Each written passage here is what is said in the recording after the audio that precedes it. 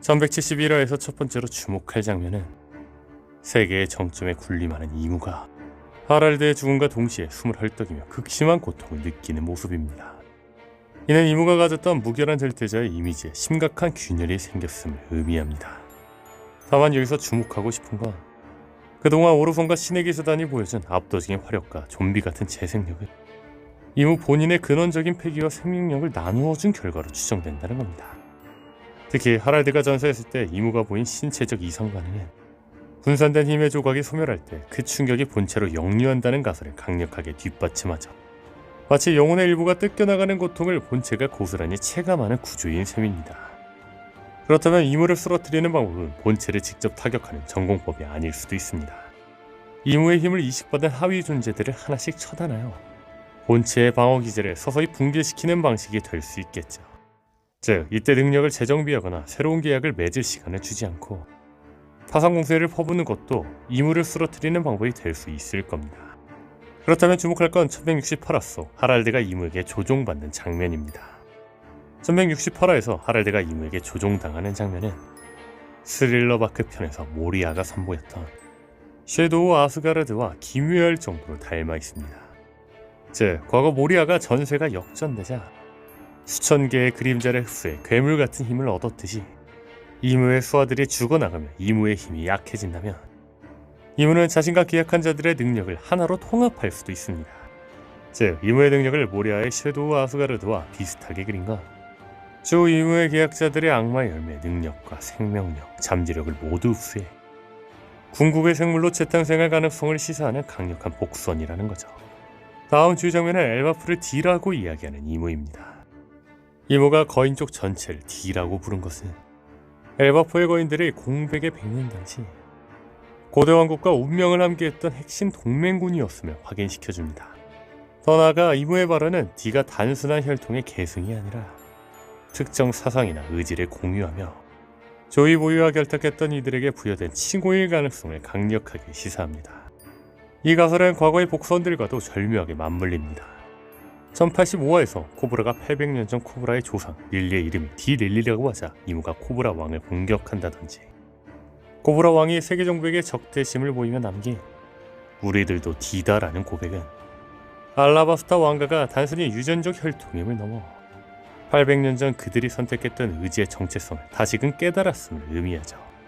또한 어린 시절 에이스가 사부를 장난스레 사디보라고 불렀던 장면은 단순한 농담을 넘어 신분과 출신에 상관없이 자유와 열망을 갈망하는 자라면 누구나 D의 이름 아래 연대할 수 있다는 복선으로 해석되겠죠. 원피스 1권의 부제 로맨스 던에서 알 수 있듯 D는 세계정부가 지배하는 기나긴 밤을 끝내고 새로운 시대의 빛을 맞이하려는 여명의 약자일 확률이 매우 높습니다. 즉, 800년 전 거대 왕국과 연대했던 이들은 종족과 시분들을 초월하여 자신들의 이름 속에 D라는 깃발을 새기며 하나의 거대한 운명 공동체를 형성했던 것이죠. 또한 엘바프 전체가 D라는 이무의 발언은 마리조와 냉동창고에 보관된 거대한 밀짚 모자의 정체를 풀 결정적 열쇠가 될 수 있을 겁니다. 이는 추후 자세하게 따로 이야기해보겠습니다. 다음 주의 장면은 엘바프의 진실입니다. 로키가 아버지를 죽였다는 오명은 사실 세계 정부에 조종당하던 아버지를 막고 엘바프의 내부 분열을 막기 위해 스스로 뒤집어 쓴 것이었습니다. 로키는 자신이 평화를 지향했던 아버지와 달리 본질적으로 전사임을 알고 있습니다. 따라서 아버지의 평화로운 엘바프를 망치지 않기 위해 스스로 왕위를 거부하고 이무와의 전쟁을 선택했죠. 분명한 건 로키의 목표는 아버지의 복수이자 세계정부의 몰락이며 결과적으로 루피의 목적과 일치합니다. 즉, 이 둘은 힘을 합칠 수밖에 없다는 거죠. 그런데 여기서 재밌는 건 루피는 로키의 이야기를 끝까지 들었는데 루피가 다른 사람의 긴 이야기를 가만히 듣고 있는 것은 매우 드문 일이라는 겁니다. 이는 과거 드럼왕국에서 초파를 만났을 때와 비슷한 양상을 보입니다. 루피는 현재 로키에게 완전히 매료된 상태라는 거죠. 여기서 또 하나 주목하고 싶은 건 로키가 하랄드 사건에 대해 함구하라고 요청하는 장면은 과거 우섭이 자신의 희생이나 공적을 드러내지 않으려 했던 순간들과 묘하게 겹칩니다. 이는 두 캐릭터 모두 자신의 행동에 대한 결과를 과시하기보다 자신만의 긍지나 지키고 싶은 가치를 우선시함을 보여줍니다. 겉으로는 가벼워 보일지라도 결정적인 순간에는 진중한 태도를 취하는 전사의 면모가 드러나는 지점이죠. 분명한 건 우후비 동경하던 거인족의 땅 엘바프에서 로키와 유사한 행보를 보인다는 것은 향후 두 캐릭터가 긍지 높은 전사라는 키워드로 강하게 엮일 것임을 암시하는 거 아닐까 싶네요. 다음 주요 장면은 드디어 끝나는 과거의 상입니다. 그런데 여기서 생각해볼 건 로키의 과거의 상은 14년 전에서 멈췄다는 겁니다. 즉, 로키가 왜 26억 베리의 특별 현상금을 받았는지, 6년 전 로키가 왜 샹크스한테 붙잡혔는지는 밝혀지지 않았다는 겁니다. 아마도 14년 전 로키는 세계 정부에게 복수하기 위해 바다로 나섰을 겁니다.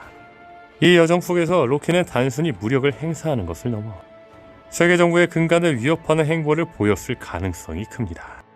즉, 로키에게 부여된 세계 정부 특별 현상금 26억 베리라는 액수는 그가 단순한 해적이 아니라 세계의 근기에 근접했거나 천룡인의 권위에 직접적인 타격을 입혔음을 증명합니다. 여기서 또 하나 생각해볼 건 모든 진실을 알고 있는 샹크스가 6년 전 로키를 제압하여 구속했다는 사실입니다. 아마 이는 단순한 대립이 아닌 시대의 흐름을 조절하기 위한 전략적 선택으로 해석되죠. 6년 전에 로키는 마리주아를 공격해 세계를 뒤엎으려 했을 겁니다. 하지만 당시에는 조이보이의 재림이라 불릴 루피가 아직 준비되지 않은 상태였습니다. 분명한 건 샹크스는 루피가 각성하여 역사의 전면에 등장할 때까지 세계의 균형이 성급해 깨지는 것을 경계해왔습니다. 즉, 로키를 엘바프에 묶어둔 것은 그를 처벌하기 위함이 아니라 가장 결정적인 순간에 투입할 엘바프 최강의 병기를 온전하게 보존하기 위한 샹크스식의 보호책이었겠죠. 결국 로키의 투옥은 루피와 로키가 만나 세계를 뒤바꿀 운명의 시간을 맞이하기 위한 필수적인 과정이었던 셈입니다. 다음 주요 장면은 니플헤임이라는 기술로 드라구를 얼려버리는 로키입니다. 기술의 명칭인 니플헤임은 북유럽 신화에서 안개와 얼음으로 가득 찬 태초의 세계를 의미합니다. 신화 속 니플헤임이 모든 생명체의 근원이자 종말의 장소인 것처럼 로키의 얼음은 적에게 거부할 수 없는 종말을 선사하는 상징적 의미를 갖는 걸로 보이죠. 또한 로키는 지금까지 라그니르로 번개, 불, 그리고 이번 얼음까지 다양한 자연적 속성을 자유자재로 다루는 모습을 보였습니다. 엘바프가 북유럽 신화를 모티브로 한다는 걸 생각해본다면 라그니르는 북유럽 신화 9세계 체계처럼 불, 번개, 얼음 등 각 왕국을 상징하는 원수를 모두 다룰 수 있는 거 아닐까요? 결국 1171화가 우리에게 던지는 메시지는 명확합니다. 디는 단순히 혈통으로 이어지는 유전자가 아니라 800년 전 거대 왕국과 함께 여명을 꿈꿨던 모든 종족의 이름 없는 깃발이었다는 사실입니다. 이제 엘바프라는 거대한 퍼즐 조각이 맞춰졌습니다. 과연 루피와 로키, 이 두 태양이 만나 마리주아의 밤을 어떻게 끝내게 될까요? 이제 우리는 원피스라는 거대한 이야기의 진짜 여명을 목격할 준비를 해야 할 것 같습니다.